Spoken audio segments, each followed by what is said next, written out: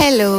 അപ്പം കുറേ നാളായില്ലേ വീട്ടിൽ തന്നെ ഇരുന്ന് എനിക്ക് മതിയായി. അപ്പം ഞാൻ വിചാരിച്ചു ഒന്ന് പുറത്തേക്ക് പോകാമെന്ന് വിചാരിച്ച് അങ്ങനെ മമ്മയിൽ നിന്നും ഞാനൊരു ട്രാൻസിഷനൊക്കെ നടത്തി.